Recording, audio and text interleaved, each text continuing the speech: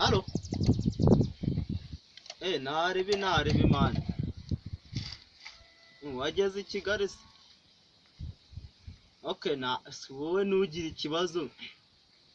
Ugenda umeze neza naribi ahantu hose barakwakira kuko hose baranzi nje. Arega nje naramenyekanye ahantu hose. Ntugire ikibazo kwa Mutanga na uriya ni garafurere wanjye. Urumva? Ibintu byo kuza ugira ubwoba ugenda uhita uzamuka ahubwo uzambuke muri esanseri nk'ugi wawe. Hariya cyangwa se ugenda utufata imodoka kujyana ahantu bita kwa Mushimiye.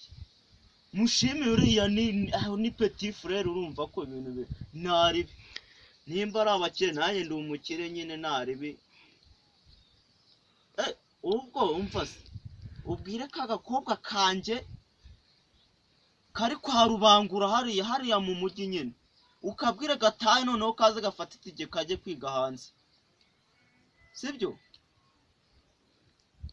Okay, oja wowe. Cyangwa se ugenda uce kwa Jay Polly muwe muganira numvisha ushaka ibintu by'ubuhanzi. Numvisha ubishaka cyane. Okay, ariko nimba ubishaka naribi naguhuza n'aba Austin bariya urumva? Nkongera nkaguhuza urabona Riderman harya se ukunda rap?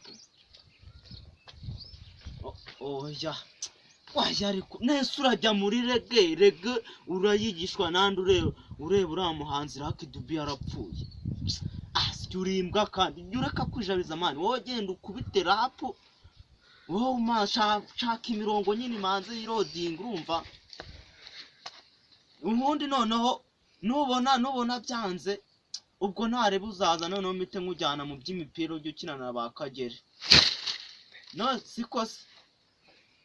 Okay, ubwo saa ntarebe. Ubwo turajya mu Geneve mu Busuwisi niho turajya kuruhukira.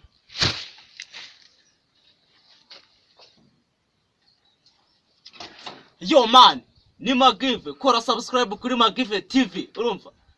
Instagram ni Magive 50, naribi turi kumwe, stay.